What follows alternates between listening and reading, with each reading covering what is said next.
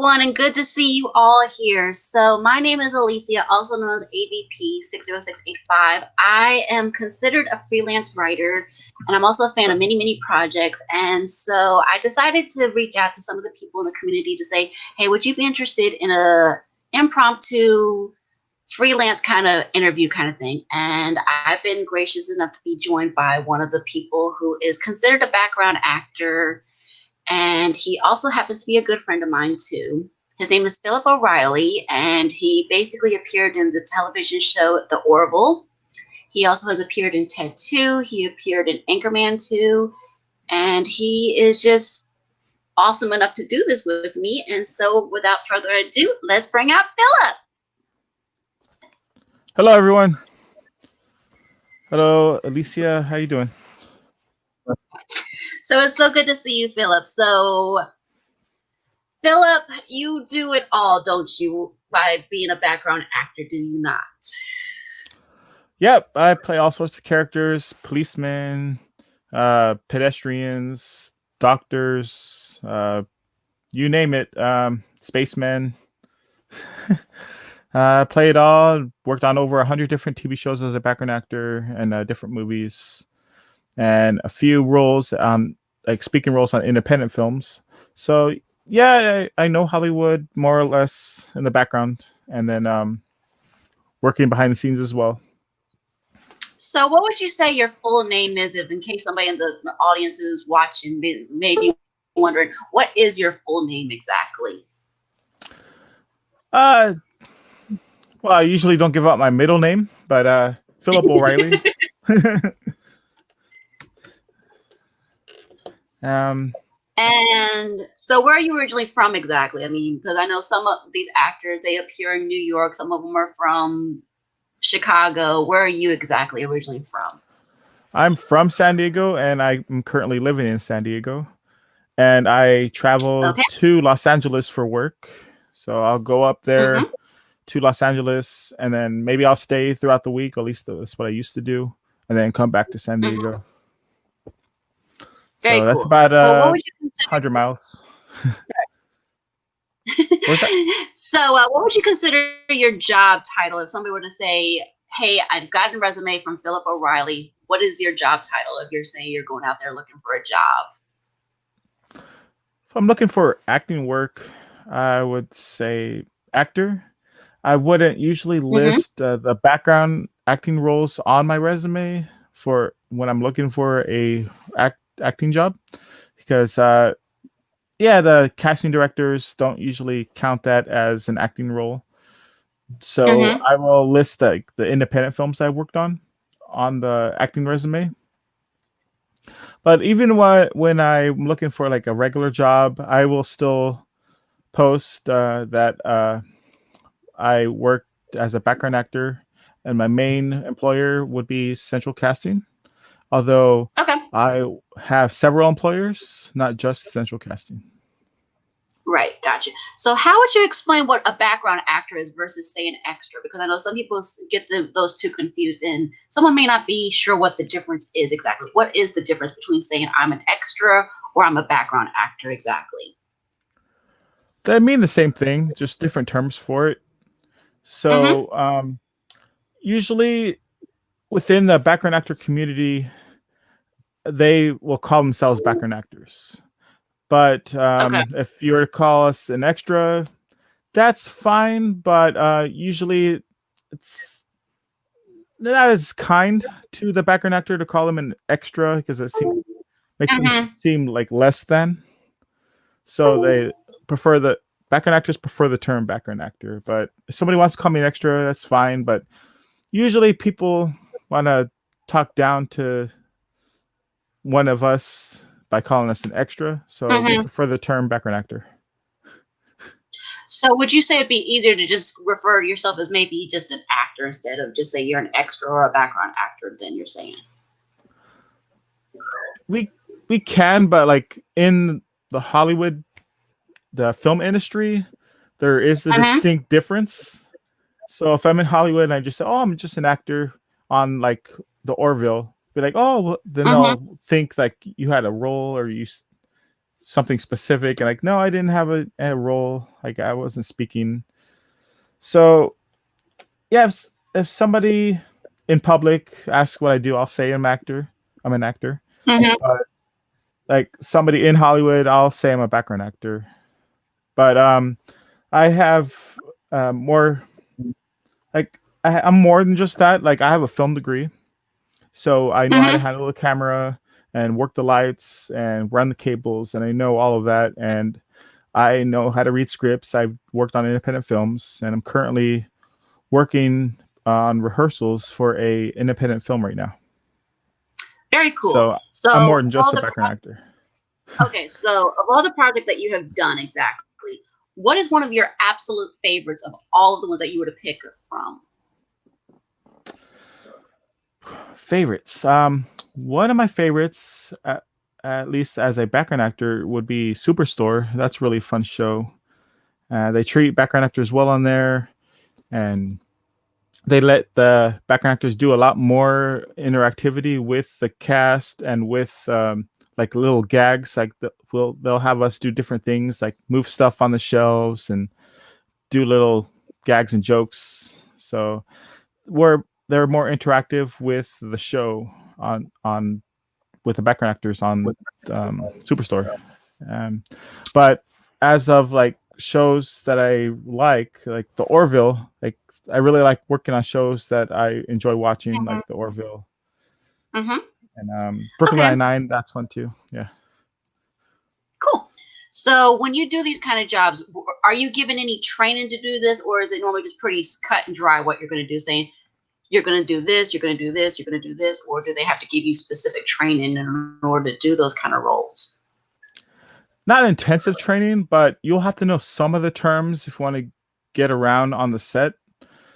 Mm-hmm. So at least for the main casting company, Central Casting, there you'll go through a basic orientation for be a few hours. They'll tell you some of the terms, or they'll tell you to read up on what the terms are. Like some things you have to know are like go to your one, which is your first starting place in the scene, Mm-hmm. and then like go to your two will be like your second spot that you are at, and Okay. uh, or there's a lot of like weird terms that you'll learn on set, like walla walla will be like actually talk, or pantomime, meaning pretend like you're talking without actually talking. Okay. Yeah. Yeah. Like Yeah. Right. Gotcha.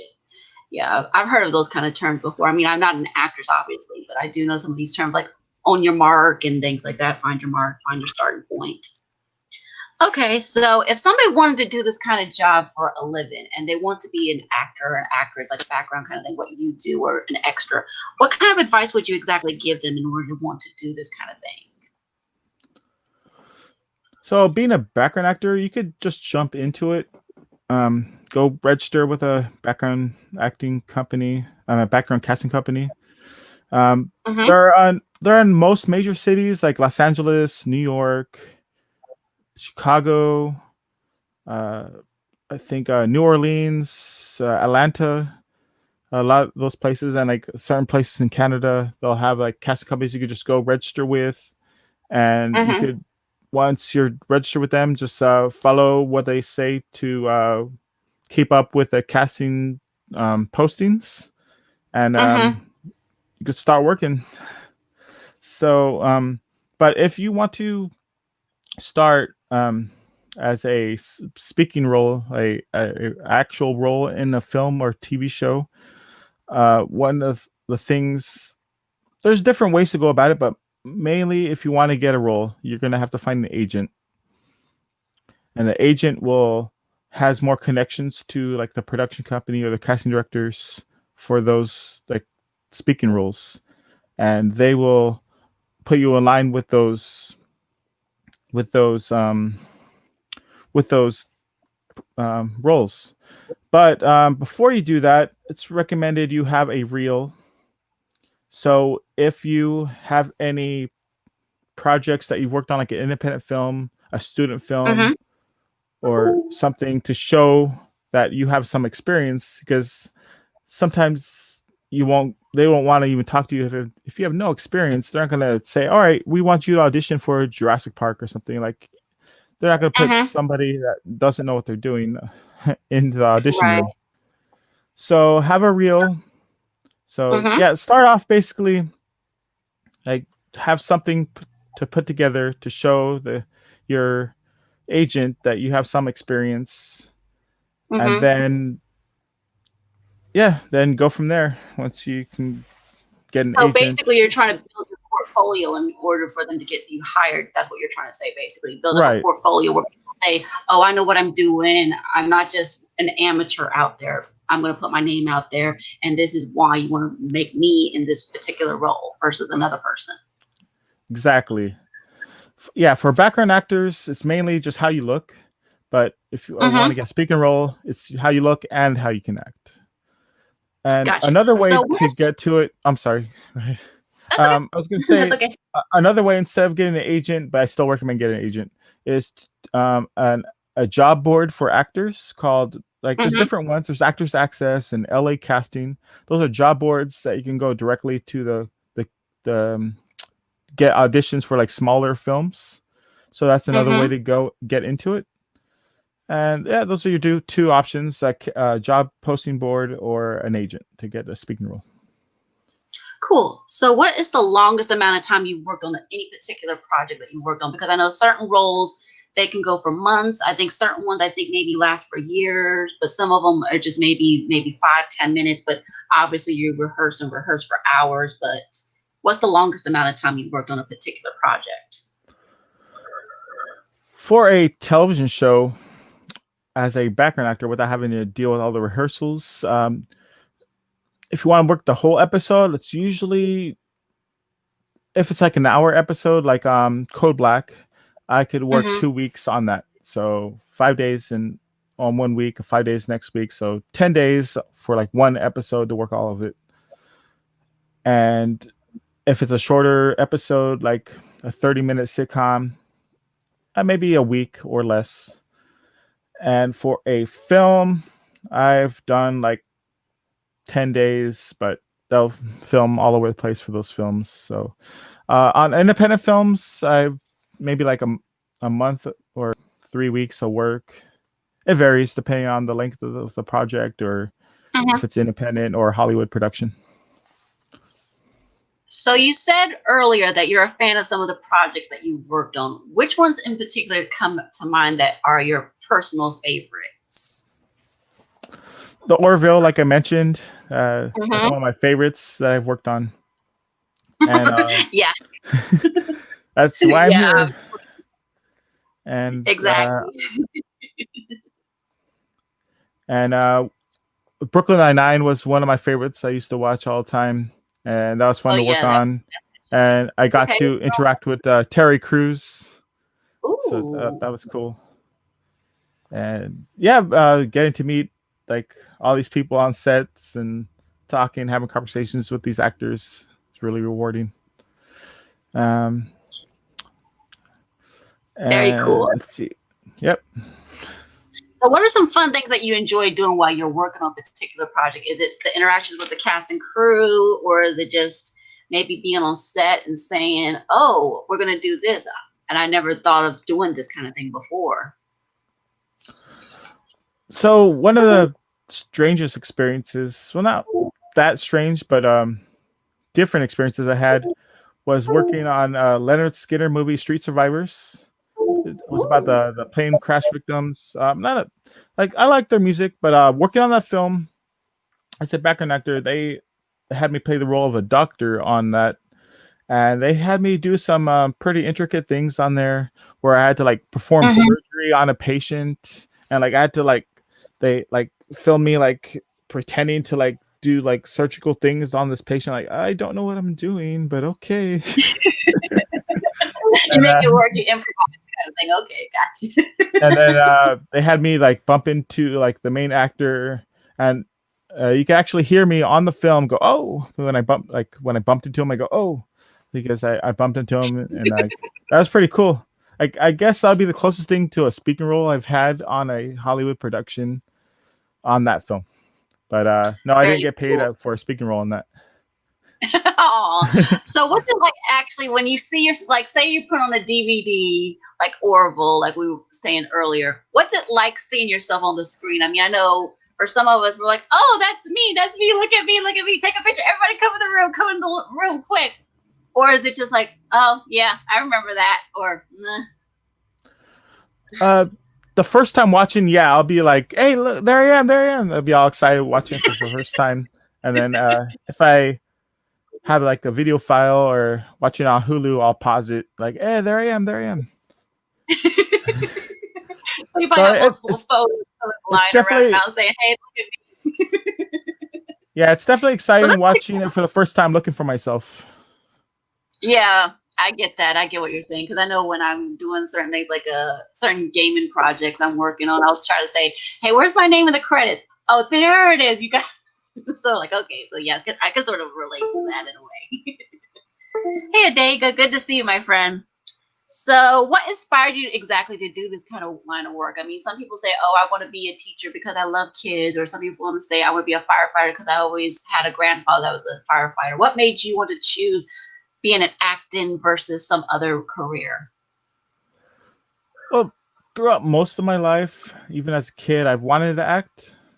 So I've been kind of preparing for this for a while. Like I did like school plays in elementary school, took acting Mm-hmm. classes in middle school, high school, and college. Was part of an improv group in college, and did like various like student films at the community college level. So I've been like kind of progressing and working my way up to the level where I'm at now. So yeah, I've had like distractions and things that got in the way throughout the years, but I've still always wanted to do this.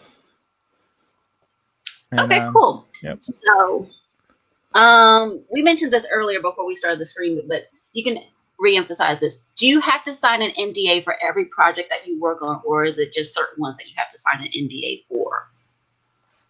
There is a blanket NDA you have to sign when you sign up for most of the casting agencies. I think probably all of them. So there's one you sign with them, and then Mm-hmm. certain productions have you sign their NDAs because they have like really strict guidelines. Mm-hmm. So, like the Orville, they'll make you sign one because they don't want those secrets to get out. Even though there are a holes that do leak images, which is frowned upon. Um, but yeah, Yeah. some, not all, but some productions will have you sign their separate NDA, non-disclosure agreement, meaning Mm-hmm. you won't share to people what you did on the project, what your character was, or any secrets, Right. because Exactly. it'll ruin the show or movie if you do. And Yeah, you don't yeah, want trolls unnecessarily leaking things out. So yeah, I've learned that myself. I've learned about NDAs because I did this stream a couple months ago when we had the leak, so-called saying Orville was canceled, and I said no. A lot of the cast and crew probably have signed NDAs, and that's why they're not disclosing certain information unless they're allowed to say what they're allowed to say. So yes. and it kind of sucks. Like you like have this stuff but you can't tell anyone. But it's Right. part of the job. So it's just like, that's what I agreed to do. So I will stick to it and not tell anybody. Mm-hmm. And, Gotcha. Okay. Bees Nest in the chat has a question. He says, "How much does background acting pay?" all right, it varies. If you do like an independent project through like LA Casting that's not part of like SAG, which is the union, you Mm-hmm. could volunteer and do it for free if you wanted. But usually, it varies. Like in California, especially like Los Angeles, there's a minimum wage that you will get paid. I think it's like almost 15, like 14 and 14 something an hour. Okay. So, but it's a little more than that because with Hollywood for a background actor on it, you'll get a voucher, which is like your proof that you worked that day, and you'll get paid a straight 8-hour day, whether you work 1 hour or 3 hours or 8 hours. You'll get paid for 8 hours of work. So the Mm-hmm. bare minimum you'll get regardless of how many hours you work, with 0 to 8 hours, you'll get probably estimating here, maybe like 100 to, if you work overtime, $100 to $200 for one day, depending on overtime and extras. Like if you provided your car for the production you use for the day, so you'll get like an extra like $15 or $20 if they use your car or other things. If you have to bring something to set, you'll pay extras, and that's just non-union pay. If you join Mm-hmm. SAG-AFTRA, which is Screen Actors Guild, which is the actors union, you will Mm-hmm. get paid more for being part of the union. So you'll probably get, I'm estimating here, like 200 to 300 for the day or more, depending. So Does that include meals too? Do they allow you to eat the meals with the cast and other cast and crew members too? yes, Or is that about 80% of the time, meals are provided, and they okay? will feed you breakfast, lunch, sometimes dinner, depending on how long they go, and Mm. you'll have access to snacks in between on breaks. So it's pretty good too. It's not if it's a huge production where you have like 1,000 background actors, probably get like very basic meals, like maybe a box lunch, like a sandwich and apple and something to drink. But if it's a smaller production, where it's just like 10 to 20 of you, you'll get like amazing meal. Like you get like So, seafood and salmon, steak. Yeah. so the smaller the amount of the crew around, the better the meals. You're saying? Usually, like you probably don't want to provide a really expensive meal to like 1,000 people. Yeah, exactly. Yeah, sure. Everybody's gonna get a steak dinner, and there's 1,000 people in the casting crew. Yeah. I don't think so. They'd all go broke. They spend all the budget on catering the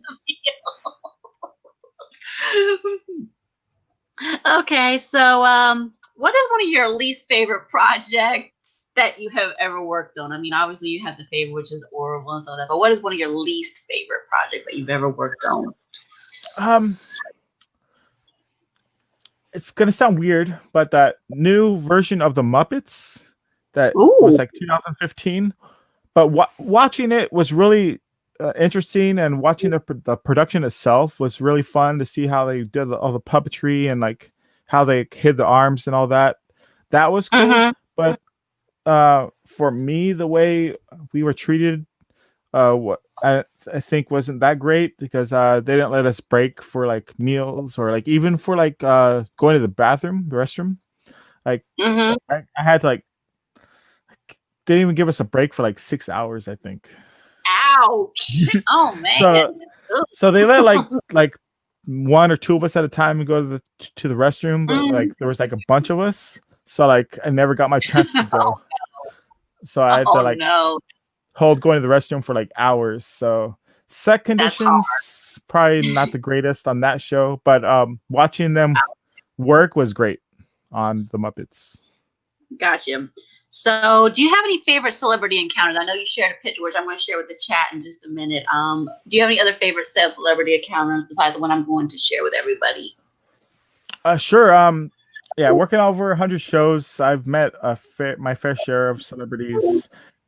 I've met. I'll just go say some names: Luis Guzman, Rob Lowe, Ron Perlman, John Voight, Ted Danson, Seth MacFarlane, Andy Dick, John Stamos, William H. Macy, Wilmer Valderrama, Larry David, Jeffrey Tambor, Angela Bassett, so many people. Like so, those are Okay, so I'm going to share this. So Phillip shared this picture with me on Twitter, and it's of him and Patrick Stewart when they were working together. Let's see if it shows up. Yes, I think it's there. So obviously this was a fun time for you and Patrick, because it looks like he's looking down at his phone and you're looking over what he's having to tell you and everything. You want to tell us a little bit about that picture? So yeah, one of the things about being a background actor is generally they don't want you talking to the cast. So that might look bad saying that, but this was after we wrapped. So like he didn't have any lines to memorize or anything. So like we this is after everything was done on the day. So I went up to him and said, "Hey, I'm a fan. I liked you on Star Trek: The Next Generation," and he actually seemed Mm-hmm. excited. So he was not angry about this. So he was actually excited to talk to me about Star Trek. He said, "Oh, you like Star Trek?" And he went over and grabbed his phone, came back to me, and said, "Oh, I want to show you something." And he was showing me pictures of Star Trek: The Next Generation scripts that he had like on a table in like a convention or something. I wasn't quite sure where Mm-hmm. the location was, but yeah, he was showing me pictures of like scripts he had for sale, and I said, "Oh, that's really cool." And but before I can ask him further questions, like, "All right, how can I get the script, or how can I buy it, or where do I find it?" Like the crew like dragged him away, like shoot me away. Oh, So I so just he had a brief waited on encounter with him. sunset, so to speak. So yeah, I had a brief interaction with Patrick Stewart. I believe I shook his hand, and he was really friendly. So that was really cool. I got to meet Picard in the flesh, Yes, that's so and that cool. was So, the TV show Blunt Talk, by the way. And do you? And I know I asked you to do this earlier. Do you have any mementos that you have kept from any of the projects that you have worked on? uh, let's see. I worked on the one to fall. I worked on Ted 2, and they gave us like a little souvenir thing to keep. So so So, so Yeah, I'm going to zoom in on you.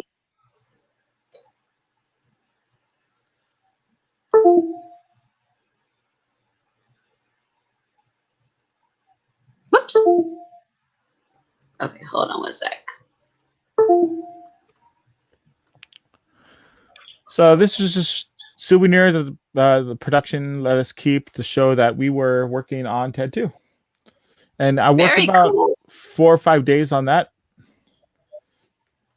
And that was cool. Like usually you won't get a souvenir like this to keep, but they felt like this is a cool thing to give us for working on that.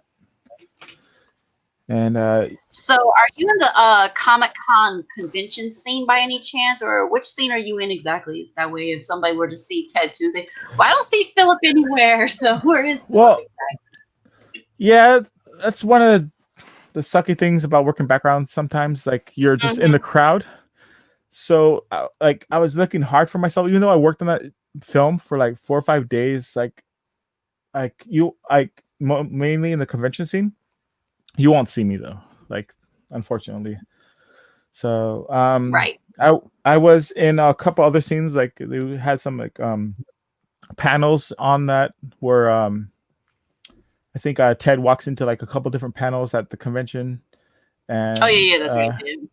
there was one deleted scene where he walked into like a Knight Rider convention panel.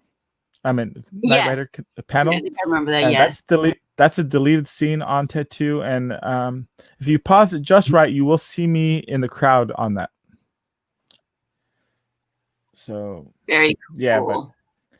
yeah, so sometimes like working background, you won't be seen. That's just the way it works. You're just a lot of times you're just used to filling the space and make it look like it's a crowded place. Yeah. Mm-hmm. So, who is someone that you would love to work for that you have never worked for? I mean, you mentioned all these obviously big names and stuff like that, but who is somebody that you would want to work for but you haven't worked for? I've worked with most of the people that I've looked up to, but one that I have not worked with would be Dwayne Johnson, The Rock. Mm, So that would be nice. I did work on the show he had, uh, Ballers. Ballers. So I nice. did work on that show, but he was not in the scene that I worked on. I played a news Okay. reporter, and he was nowhere to be found. So So, obviously, some of these actors and Hollywood people have huge, massive egos, and that may want to make people say, "Nah, I don't want to work for them." Is there anybody that you really don't want to work for out there in that community? Yeah, I've heard some names that of actors that don't appreciate background actors or extras. I don't really want to talk trash about anybody. Mm-hmm. But off the top of my head, I can't think of any actors that I would be like, no, I don't want to work with them. Like, there's nobody I Right. really feel that strongly with. Um, Okay. So you said you're working on an independent film coming up. Is there any other future projects that you're working on after this crisis ends and everything?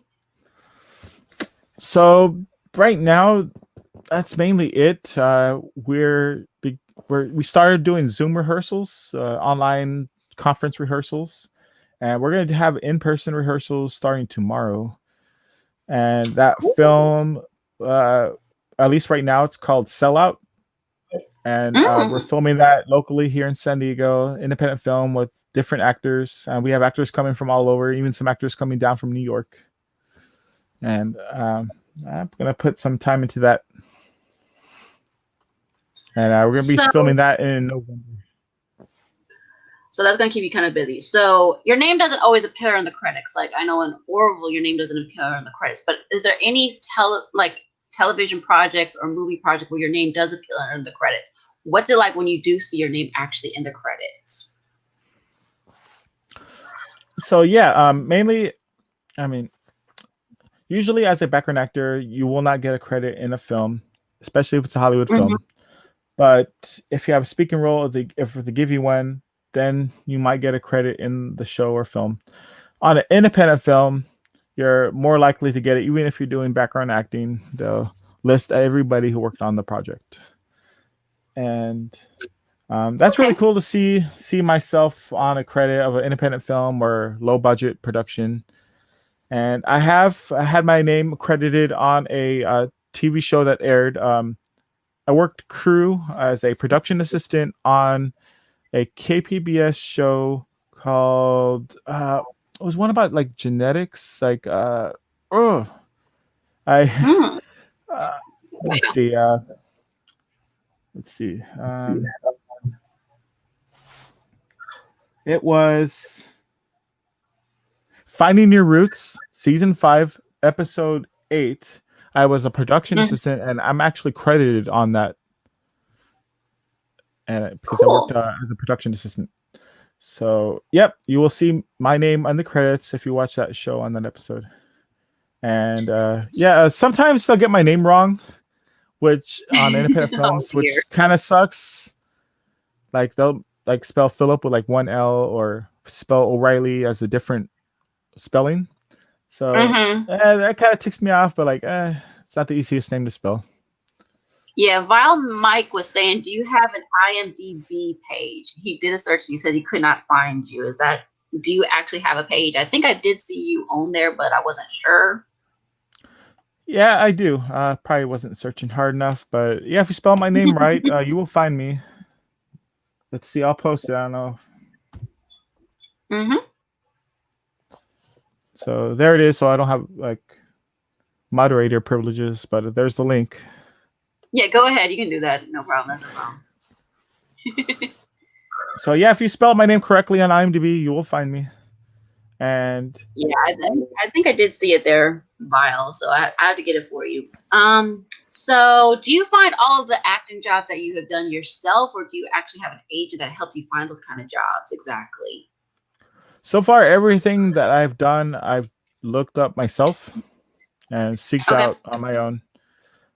And most of it will be me looking on like postings on particular pages on Facebook, or there's some I've looked on LA Casting, and that's how I find most of it. Postings on Facebook. And when I started off, like I didn't know where to look, Mm-hmm. so I would look like on Craigslist, and I don't recommend doing that because you'll find like sketchy Yeah, that's productions. a little bit shady. Yes, So try to definitely stay away no. from that. So and yeah, do a little bit of research before you just jump into like a casting agency because there are sketchy ones out there. That's true. I mean, I know I did a little bit of acting. I was telling Philip this earlier, where I did a little bit of acting for it was an independent kind of project anyway. And they were asking for homework tips for about 3 to 4 minutes where you recorded it on video. And I found it on a casting site known as Mandy, Mandy.com. And it basically gives you all these different acting positions. And they let you know if it's nationwide, if it's in a particular state. Most of them are in New York, I know, and some of them are California. But the one I found was like nationwide. And so, like I said, I know you guys need to be very, very careful when you are looking for those kind of acting jobs, because these are all independent, because I myself don't have an agent, but I just do it for the fun of doing acting. So yeah. If you're just getting into it, if you don't mind not getting paid, there's other ones like beinamovie.com. That one, being a movie, like you won't get paid, but you'll get the experience and know what you're doing on set. And I worked when I started out, I did a couple of their projects so I could know what it's like being a background actor. And I would say just before you give all your information or sign up for a company, Google them, see what other people are saying about them, because there's some sketchy ones that will, like there's one when I just was starting out that was in Hollywood that if I would have researched them first, I would have found out they're a little sketchy. Like they wanted you to pay for like headshots and all this stuff, which usually you will pay for headshots, but they'll say, "Oh, you need our headshots, and like you're gonna have to pay like $250 for them," and so they'll get money out of you and like not even give you work. Or there's some like job posting sites where they'll just post the casting posts from other companies on theirs, and that they'll say and they try to get credit for that. Do you keep the headshots after they took them, or do they just keep them for their own personal records? Well, for that sketchy one, I didn't choose to do that, but usually, well, it varies, but usually if you want to get headshots, you'll just hire a photographer. It varies in price, but usually good ones will be like $100, $200. Depends. Like my last headshots, I did them cheap by a photographer in San Diego. I paid like $20 or $30 or $40, and they're quality headshots. So just gotta search for the right people. Yeah. I mean, because I know people are out there probably saying, well, I can just do it myself, or, just use, say, green screen effects, or, do something at home. But if you want good quality work, I think you need to make sure you do get good quality stuff in order to make sure it's out there. And people say, oh, okay, this is something that is hireable, something that you want to have out there and say, this person's employable or not employable. Right. Yeah. If you want to go to audition, do not just take a selfie with your cell phone and say, "Oh, this is what I look like." Like, no, they're not gonna. No, there's very few jobs that will ask for an actual selfie photo. Well, if you submit, well, sometimes they want to see how you look like today, and like maybe your headshot was done like months ago, and you like use like all this fancy makeup, and you might not look exactly how you look in your headshot. So sometimes if you're doing background acting work, they'll want to see, all right, how do you look today? They want to see how your hair looks right now, how your facial hair is, and everything. So sometimes they'll ask for a selfie especially if you're doing like background acting work. So they'll see what you currently look like. But generally, yeah, if you go in for the audition, they won't take a selfie. So when you did the show Orville, because that's one of our main favorite loves, obviously, but with Orville, did they tell you about how long it was going to be to do that project, or did you have to basically make sure you were ready for however long they said you were going to do it? Well, for any type of background acting job, you have to set aside the whole day, whether it's going to be the whole day or not. They expect you to be free the whole day. So don't make any other plans for like later that night to go out with your friends or anything. So usually the days you could, I would say usually it's like 10 hours for the day, but it could be anywhere from like 1 hour to like I've worked like 14-hour, 15-hour days. So uh, you could, I would say, usually expect a long day. Um, and they try to film, if it's like a day scene, they'll try to film starting from Mm-hmm. like daylight to like Mm-hmm. sunset. So when you did the Orville project and you did these other projects, I guess they had to measure you and fit you for wardrobe, or did you have your own wardrobe actually? Okay. Usually they will ask you to bring some options. So I'll Okay. bring um like um my suits and different options. Like, all right, this is what I have. These different colors, these different shirts, different pants. And if they like it, they'll say, "All right, wear this," or "Oh, I like what you have on." Usually, they'll say, "Oh, they like what you have on." Well, for me, because usually I have decent taste. Um, Mm-hmm. so if not, they have their own racks of clothes, and they'll choose something, and they'll ask you your size. Like, all right, what size shirt are you, or what coat size are you? And Mm-hmm. I'll say like, all right, 42 long, or large shirt, size 13 shoes, and they'll go pick stuff out for me and bring it out, and you'll go to a changing tent or a changing room, try it out, and then go back to them and like get approval from them, and they'll take your picture, and that way they'll know how you look. And So when you did the Orville one, was that your own wardrobe, or was that wardrobe that they had to fit you for that one? I think it was their suit. Yeah, I think it was Okay. their suit. And Okay. yep, and then so you have to change it to that, and then change out of it at the end of the day. And so the process is basically the whole day is at the beginning of the day you check in, get your little Mhm. slip, your voucher that says, "All right, I'm working this day," and you fill out your Mhm. information. Then you go and I think it's yeah. The next step is wardrobe. You change, Mhm. and then you go through hair and makeup. So they'll look at you, see if your hair is fine or all that, and maybe powder you if you're really shiny or who knows what. So after that, Mhm. then you'll go usually to holding, which is like your hangout area where you drop your stuff off, and then you go to set when you're ready. And Okay. So has all of your film projects been filmed indoors, or have there been any projects that you've done that were done outdoors by any chance? I would say 50-50. I've worked on many different studio lots, like, and then a lot of times we will work on location. Like we'll go film out in the middle of nowhere. Like I worked in on like Westworld, which you won't see me on there. That was like they cut the scene I worked on in Westworld, but that was the middle of, like Mhm. nowhere.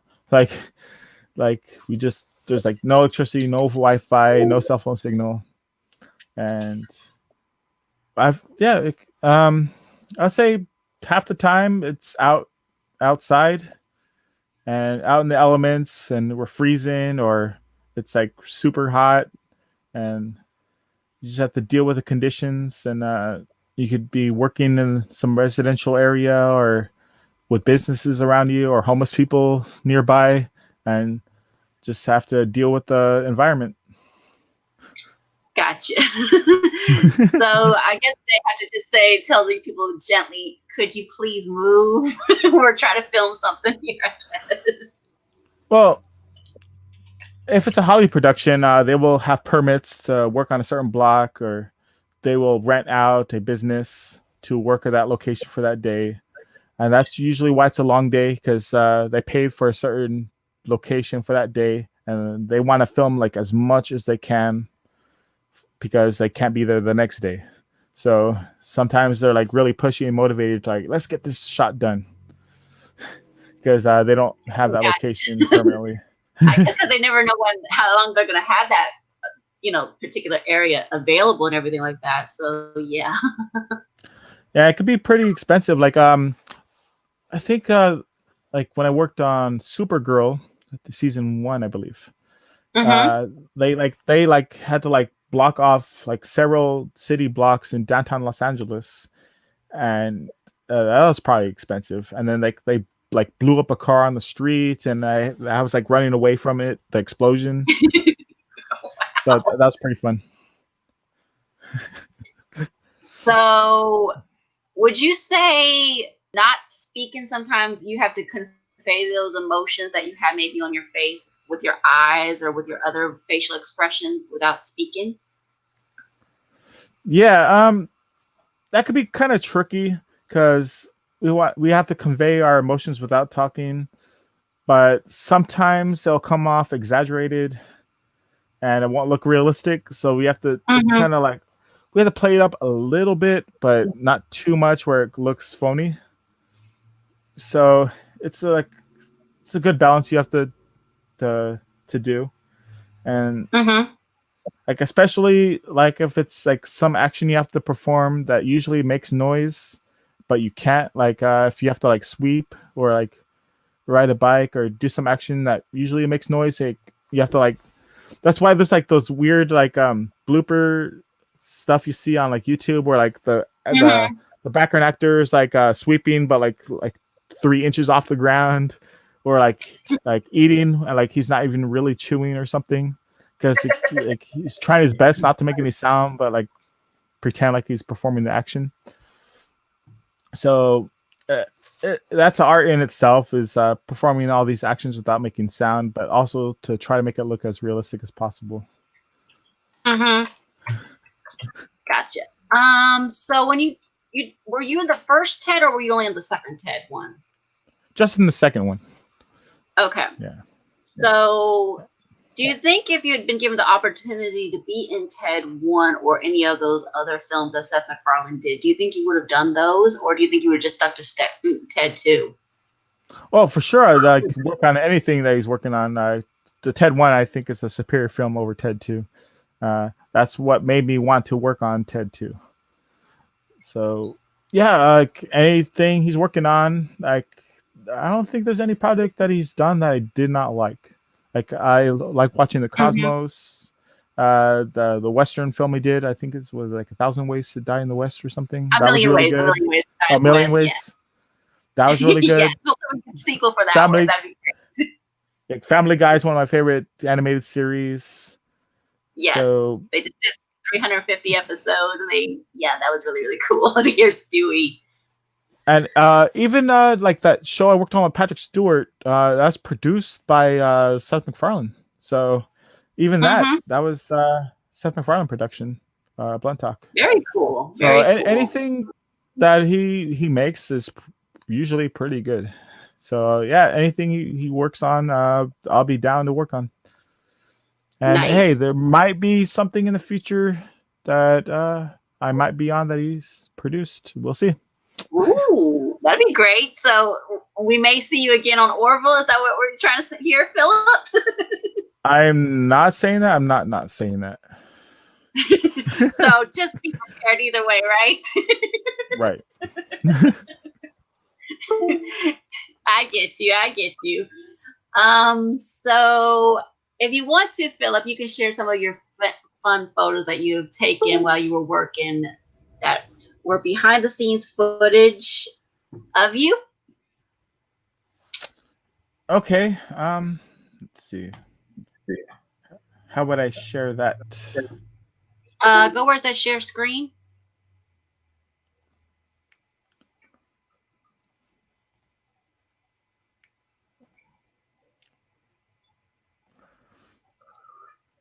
Okay. Let's see.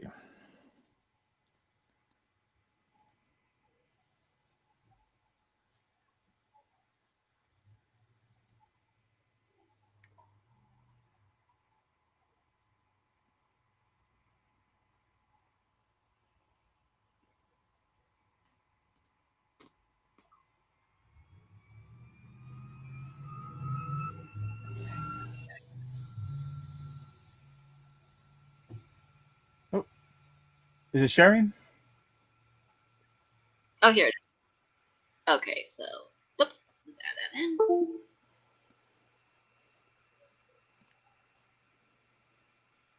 Oh, probably don't want to share everything. Oh, crap. Never mind. No, you can just share.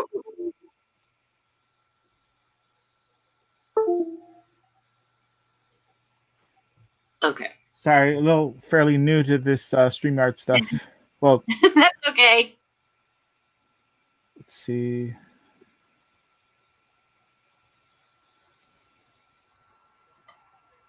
I have an idea. All right. I'll put it in a different browser and see if I can share it that way. Okay.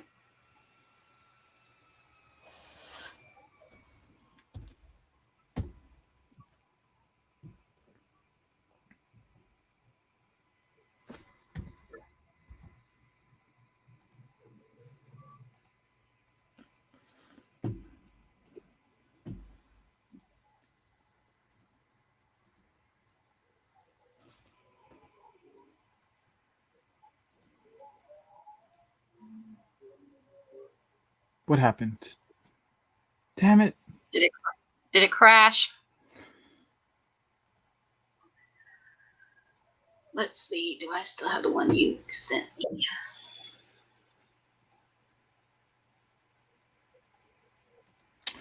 Well, here. Send you the link. And you can see all the pictures of stuff I worked on. Hold on, let me get send it. I'm sending it on Twitter. So yeah, we can send on Twitter, I sent you a link to like where most of the pictures are, where I worked on different sets. Yeah, you sent me that. Yeah, let me get that up.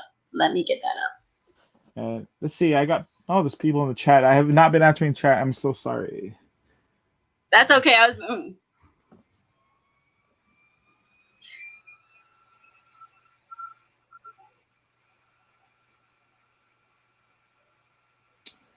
Mr. CCDV asked if I worked on Straight Outta Compton. Yes, I was on that. I was in the concert crowd, and I also worked as one of the protesters breaking the records. And that was pretty cool. The Evil Rises, yes, I worked on that project.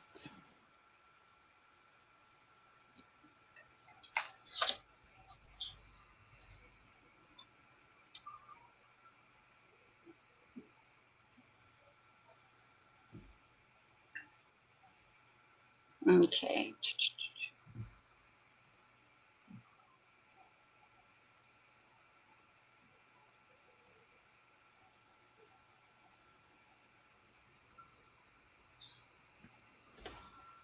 So yeah, the last message I sent you after the picture was yeah, the one about the drive. Yeah, I think I got that one. Yeah.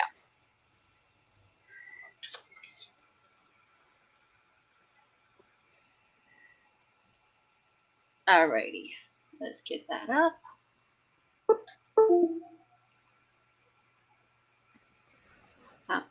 Oh yeah, LTG asked what happened. Well, it's my mistake. I'm not a StreamYards expert yet. I'm still getting the hang of it myself. So I'm still getting the hang of it myself, y'all. So be patient. Plus my mouse wants to die on me. I'm like, ugh, really? Okay.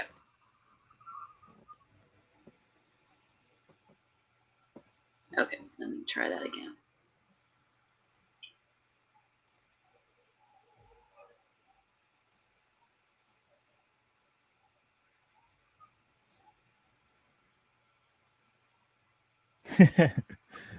Okay, here we go. Be careful sharing your Twitter DMs. Don't worry, there's nothing. No, there's no sexting going on. No. No, it's not like that, y'all. Not like that, y'all. You don't even talk like that ever. No. That's not what he said, but I was making a joke out of it. Here we go. I know. They're being goofy. Okay. Okay, so here's one of the pictures. Oh, that's not okay. Well, that's just I meant after the link I sent. If you scroll down the link I sent you after the picture. Okay. Not that. But yeah, those are pictures of from stills from that production. Did they give you those pictures, or how did that exactly happen where you got to see those pictures? No, those are screen grabs that I took from watching the show. Okay. Those are just from Okay, the gotcha. actual show. Here, I also sent you in the private messages the link to my page. Okay, yeah, I see it. Yeah, I got to it. 10 years later. Okay, stop.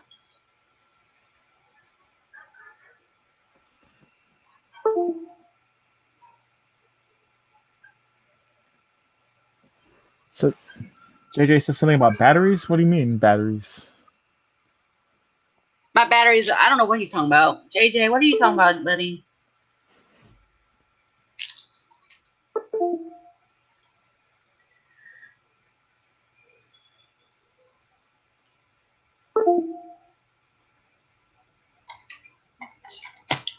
Fortunately, my computer's a touchscreen one, y'all, so. Alrighty. Okay, so let me.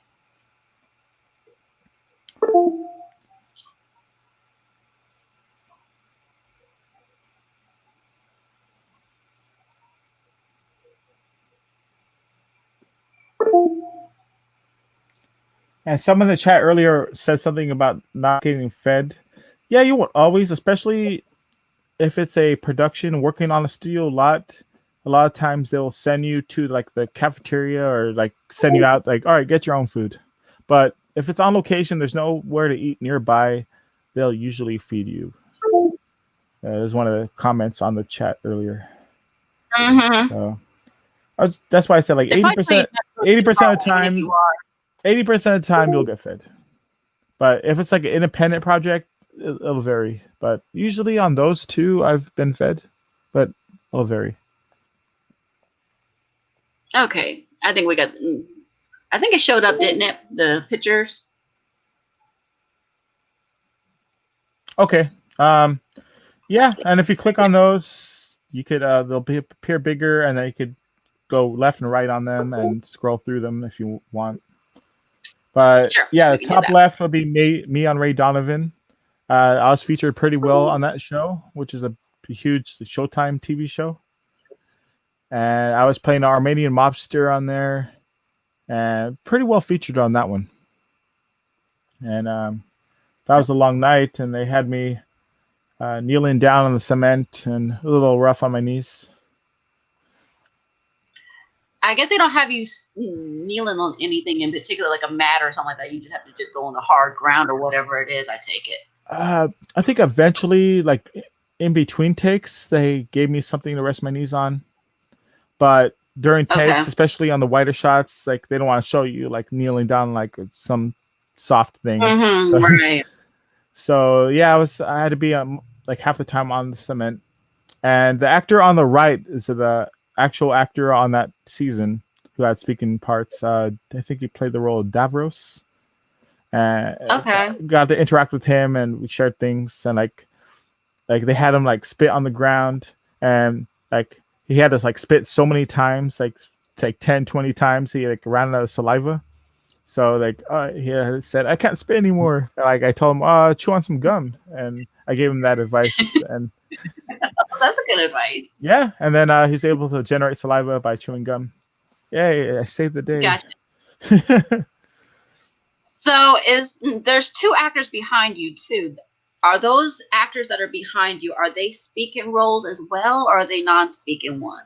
No, everyone else was just a background actor, like the cops behind there, and the guy on my left. Well, our left on the left would be on my right.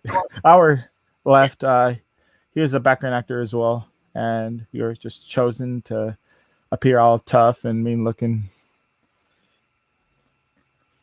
So was this role a speaking one, or was this a non-speaking one as well? Non-speaking, but they had like it was pretty intricate still. Like they had a crane shot, and then they had a panning shot of the camera going left and right, and pretty good shots on that. And this was on season 3, episode 10, and also featured as a recap of events that took place on episode 12 of season 3, and that was shot in Long Beach at the actual the docks. And one is interesting trivia on that is like originally they had me play a longshoreman, like a dock worker, but they decided to upgrade me and have me play the role of the Armenian mobster. Did you like that role, or did you say, okay, it is what it is? Well, I liked it, but I didn't because like if you actually watch the episode, like we were Armenian mobsters basically doing human trafficking. So I wasn't playing a good person, but it was pretty cool. Like, okay, so let's go to the next one. Okay. And then all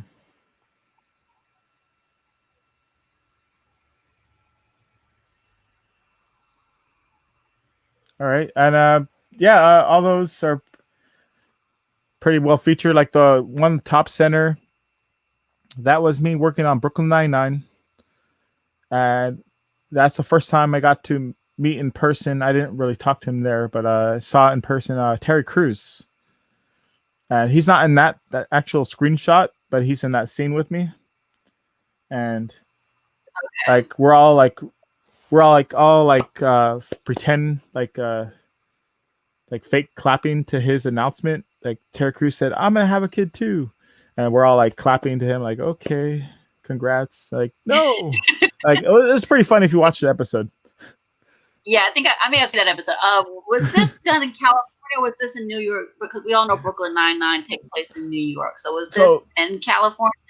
Yeah, we filmed that at CBS Studios in Burbank, in California. Mm-hmm. So it's pretty crazy. Like, it's a TV show that takes place in New York, but filmed in California.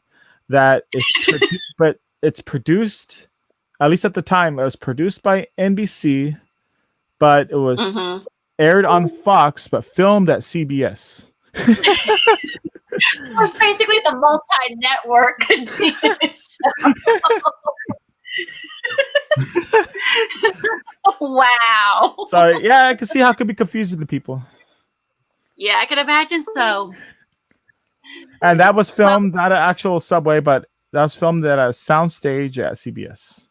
And they had that makeshift subway train in the middle of like a empty soundstage. Okay. So that was Next pretty cool. one. And you could just click on that right arrow, and you can go to the next picture. That's if you want to go through all of them, depending if you wanted. We'll go through a couple of them. And yeah, on that screenshot, they're all background actors on that particular shot. Are you playing like a reporter in this scene? Yes, and that was for Veep, and I played the various roles in that show. But in this episode, I played a reporter, and we were asking questions to the guy running for president, I believe, like some tall, lanky guy with glasses that was running for president. And he was saying some like crazy stuff, and that's why why we were reacting the way we were. Like, what the heck? Yeah, like the woman in front of you, her eyes are so wide. She's like, "Did I just hear him say what I think I heard him say?" And your eyes are a little bit wide too, so yeah, it's like, what just happened? Like, oh my! The guy that's almost like directly behind you, he's grinning so fake. It's like, hi. You're like, really? Yeah, he was just like having a ball, like this is funny. And everybody else is so wide-eyed. It's so weird to see him acting so different from the rest of your expression. This was like episode 1 of the final season. So yes. So have you ever had a character of all the characters that you have played that were killed off by any chance? Yeah, mainly independent films that had me killed off. Oh, the deleted scene of Westworld. The actor, I forgot his name right now, but he played Cyclops in X-Men, who's on Westworld. He came down the hill shooting at us, and they had me like fall over, and basically he killed us when he was coming down the hill, but that didn't make it to air. See, a Hollywood production as a background actor on Future Man. There's an episode where there's like a party, a gathering in season 1, where we had to eat these chocolate balls, Mm-hmm. and I don't know if they ended up killing us or having us like get like severely poisoned or passing out, but maybe you can count that as a death. But So various when they independent have you films act have been killed off. kind of scene, then when they have you eating and stuff like that, it's obviously not the actual food, but is it something that's similar in consistency, or is it something that they somehow with computer production to make it look like it's that particular food item? What is it exactly? Usually for food, it'll be the actual food item, but depending how long the take is, like it'll be like cold by the time we're coming around to eat it, Okay. or like especially if it's like some scene at a bar where we're drinking, it will not be real Mm-hmm. alcohol. It'll be like O'Doul's or Right. like 1% Right. alcohol or something, or less than 1%. Right. Something that's more virgin than alcoholic. Yes, of course. They don't Yeah, want the just actual actor drunk. yeah, they don't want to get us Very drunk. bad. You don't want a drunk actor on set. The only one that they want drunk probably is the director. If Although there is possible. one independent film or music video that I worked on where they gave us actual beer to drink, where I Oh did wow. get yeah, I actually did get a little buzzed and maybe slightly wasted, but they wanted us to kind of act like that. So there was one instance where I was, and that Did was they pretty ever fun. actually have you do a character on that, or what I'm thinking about? Did they ever actually have you play a character that got was smoking or high or something like that on that effect, or is that just something that you choose not to do? Usually, if they ask, "Oh, do you want to smoke?" Like, I will usually say no.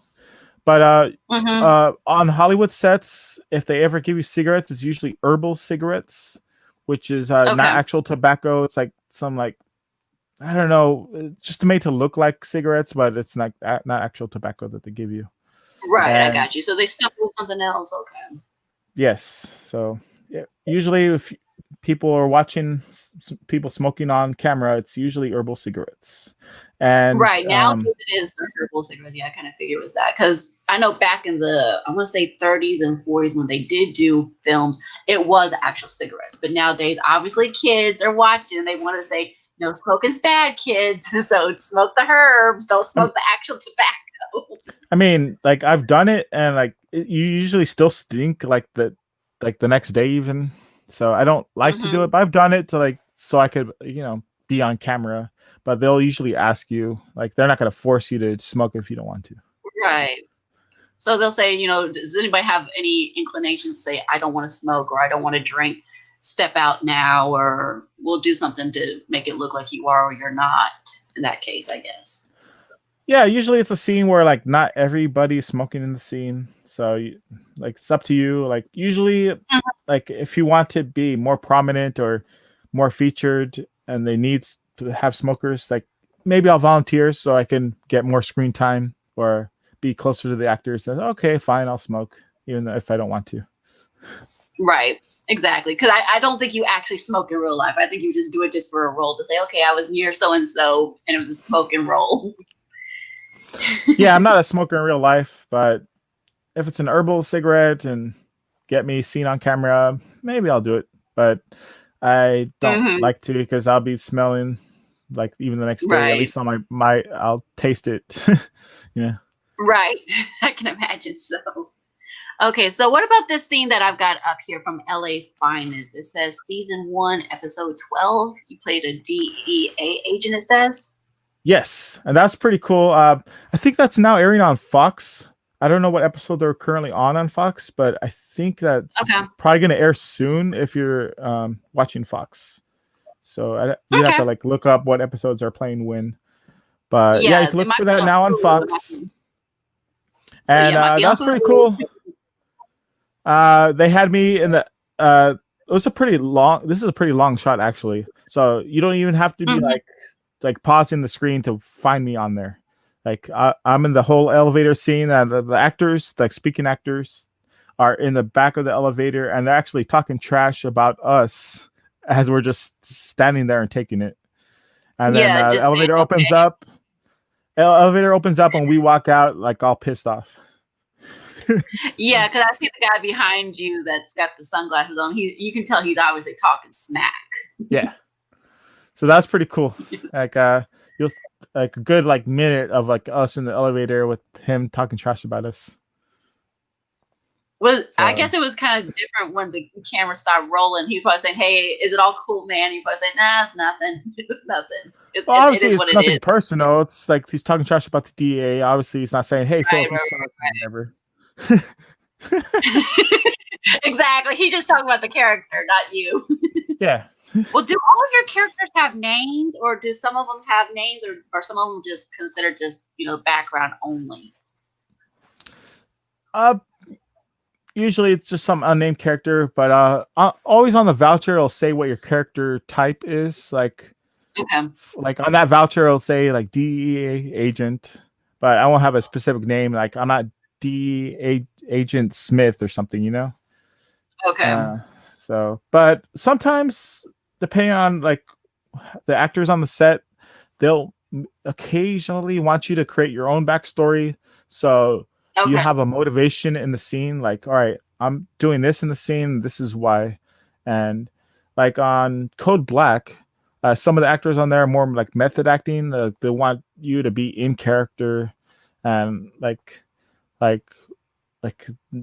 you to develop your own character even if you don't have a speaking role. Okay, so this next one I got up is Captain Marvel. Are you actually in Captain Marvel, or was your character cut out saying nope? That guy with the newspaper, that is me. So I guess if I were to look in the credits, they would say "guy with the newspaper," and I guess your name would show up, or would just like I said, like if you don't have a speaking role, you're not in the credits. So I was not credited in there. Gotcha. So it doesn't even show up even under extras. Yeah, extras are not credited. But on the voucher, they worked that day.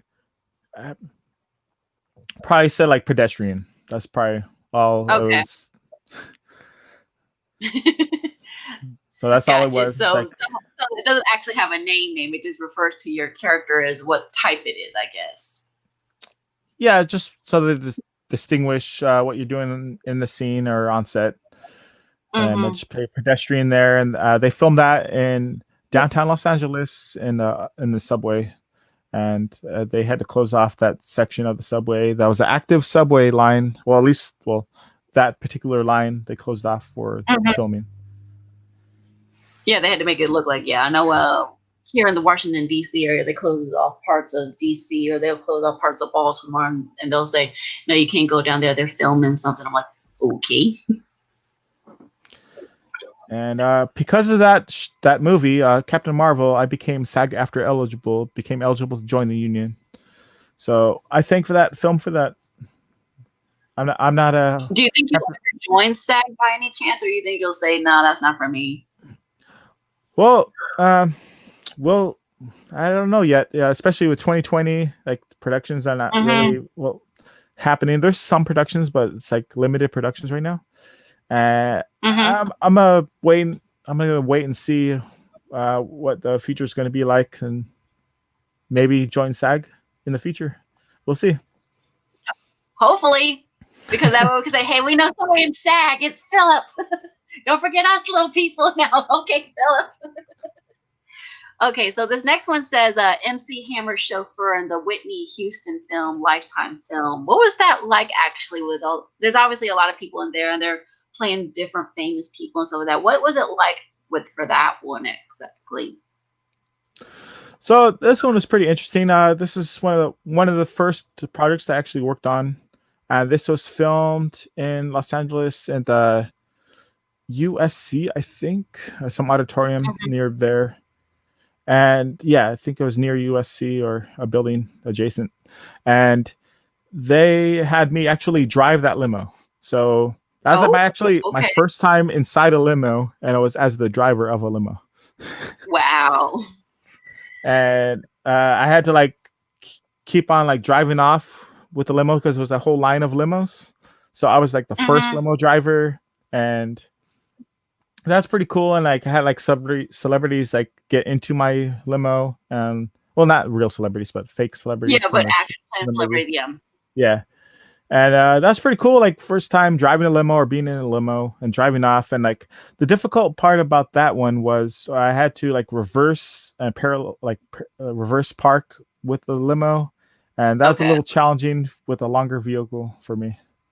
I can imagine. So, in that kind of case, because you were driving and stuff like that, did you have to sign some kind of voucher, safety voucher kind of thing to say, hey, if anything happens to me, I'm okay. I'm not going to sue you guys because of what happens? Or was that just, it is what it is? Actually, I could have got away with a lot of stuff with this particular production. This is one of my first ones I did. This is before I like Mhm. officially signed up for Central Casting. This was a different casting company. I think this was being a movie, and I Okay. didn't even show my ID. So they had like no info on me whatsoever. So I could have essentially just drove off with a limo if I wanted to. And then they would say, what happened to our limo? I don't know. Some guy came on set and blah, blah, blah, blah. No, but I'm sure they would have found out who I was. I think they Yeah, might have had my I'm name. sure somebody would have seen you go off the lot with it. Say, wait a minute, there was someone with a limo, and I think you went that way. Yeah, I get you. I guess for certain cases, because I know certain cases in the credits they'll say like drivers and stuff like that. So I guess that would fall under that kind of category instead of saying background actor or actress. That would be showing up under drivers, I guess, because I guess they have specific people do those. I guess. Yeah. And they actually had me in two scenes on this. I played that role as the limo driver, and then they had me also play as like some celebrity in the backstage area, but like you'd have to like pause it, like like you know Yeah, just the screenshot right it moment. at the right moment. You'll Mhm. see me in the backstage area with the celebrities, and got to work with Angela Bassett, the director of that, and she's currently an actor on several like uh, Reno 9, no, not Reno 911, 911. Oh, what's that TV show on Fox right now? Uh, Reno 911. No, not that one. Rescue 9, no, not Rescue Oh yeah, 911. yeah, yeah. Uh, that's 911 in the I know what title. you're. I know what you're talking about. It's got 911 in it. Yes. And Yeah, I know what you're. she's actress on that, and she directed that movie. So that was pretty Cool. cool. Did you get to talk to her offset and stuff like that too, or was it just something where you were just beside her or nearby, something like No, that? but it was not intentional, but I think we did brush each other butt to butt accidentally. Gotcha. Say, okay, I'm ready to Angela Bassett. Okay, so in this kind of scene right here, it says Telenova, season 1, episode 3, stage manager. I don't think you actually wear glasses. So in those kind of scenes, do they provide you the props and say, hey, you're going to wear this, you're going to wear that, these are the props you're going to use, and these are the props these people are going to use? Usually that's the case, but in real life, for things like reading or driving, I will wear glasses. So Okay. those were my actual glasses. But usually on Okay. set, they even if you wear glasses, usually on set they'll ask you to take them off because sometimes glasses will give a reflection off on the camera or the Yes. lighting, and they usually don't like people who wear glasses. But so yeah, for that instance, I was using my real life glasses, and I feel like I'll sometimes wear them if it requires it for the role. Like if I want to look a little nerdier or more professional, Mhm. and they don't have a problem with it, I'll wear the glasses.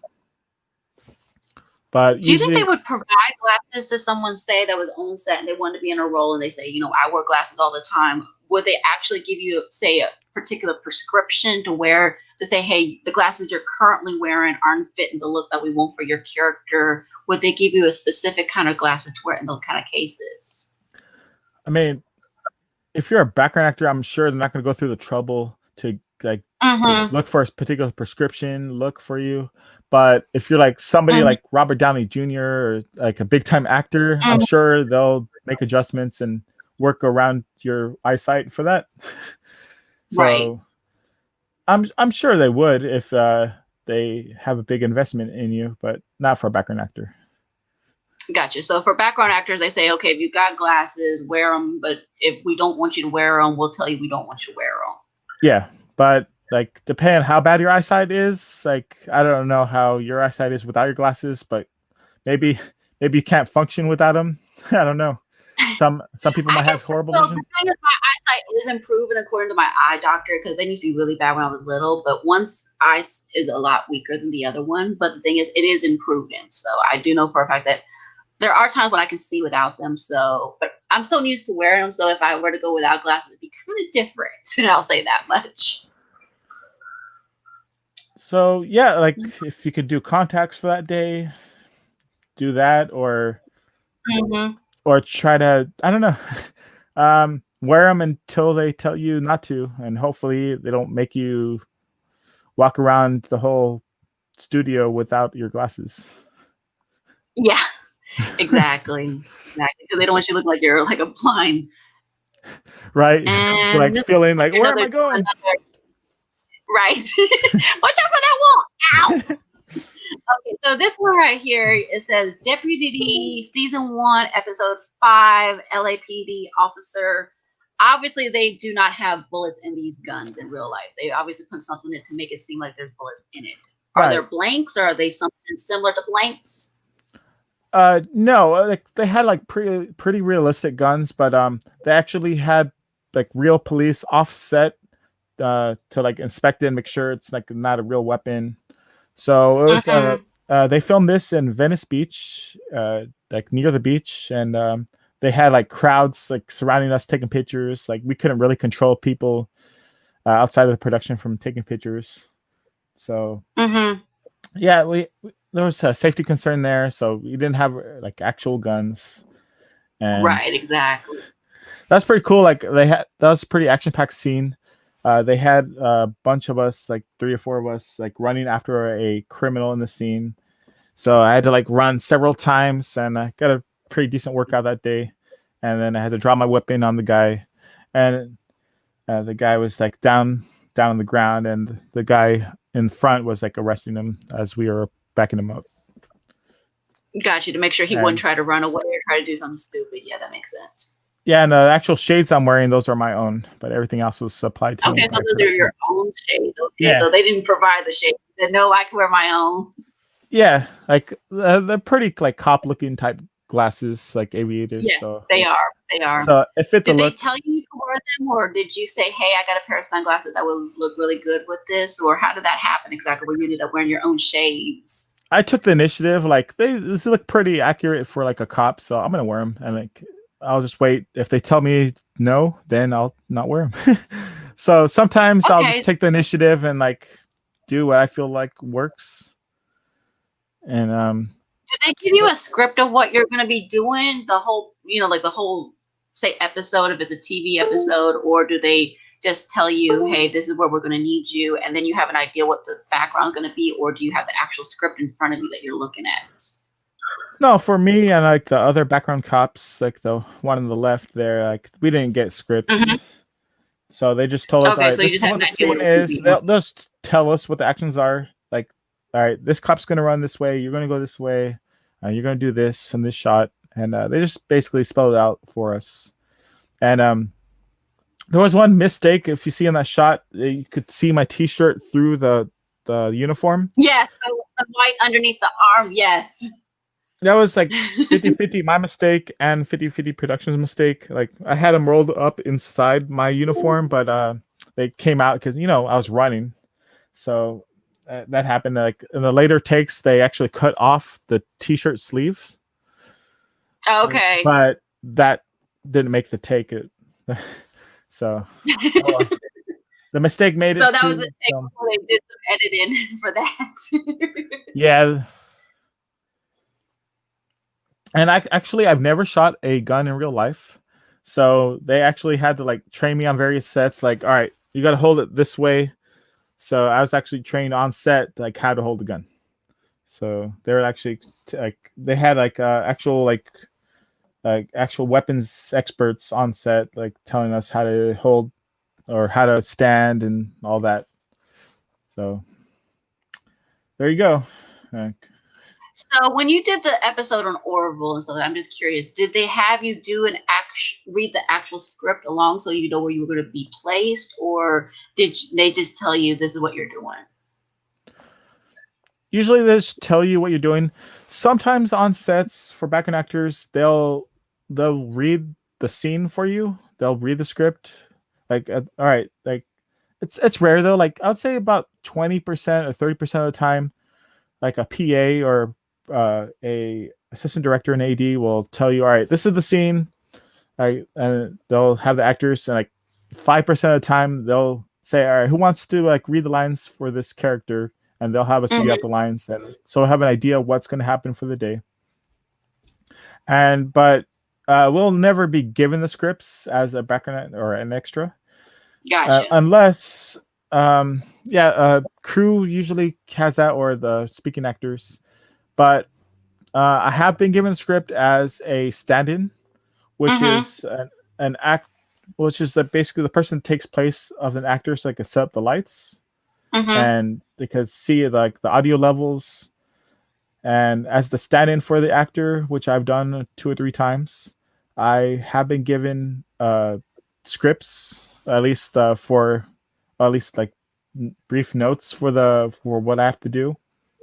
So as a stand-in, you will be given scripts, at least like the call sheets. Not maybe not the script, but like a call sheet of various things, a lot more details than you will be given as a background actor. So when you were given the speaking roles and some of that, did you return the scripts back to them, or did they just let you keep it? Well, for all the like independent films I've worked on as a speaking actor, speaking role, it's usually a script that I print out myself or something. So yeah, I'll keep Okay. those. Okay. So, but I guess if they were to provide it, then you would have to give it back to them, unless they told you, no, you can keep it because of whatever reason. I imagine so. Like I've heard of cases even like big budget stuff like Marvel films Mm-hmm. where uh like even some of those actors like they could only have the script while they're working, and like they'd have to give the scripts back, and they're like, afraid of like very scared of leaks. So yeah, I could see where they'll take back the script depending on the film. Cool. Very cool. Well, thank you so much, Philip, for this. This has been so much fun. Thank you for answering my questions. Hope you all understand a little bit more what it means to be a background actor versus being an extra. They're a little bit the same, but they're a little bit different too. So thank you so much, Philip, for this wonderful, wonderful interview. Yeah, thank you for having me on. It's good talking to you. Yes, and if you have anything that's going on that we need to be on the lookout for, please let us know, Philip. Yeah, just what I mentioned earlier, the independent film that I'm working on called Sellout. At least that's what it's called currently, and that's look for that. Hopefully, maybe next year. Sounds good. Sounds good. So, Phillip O'Riley, everybody, thank you so much for everybody who came out into the chat. We appreciate you guys coming out. My name is Alicia, also known as AVP, and I will see you guys next time. Bye!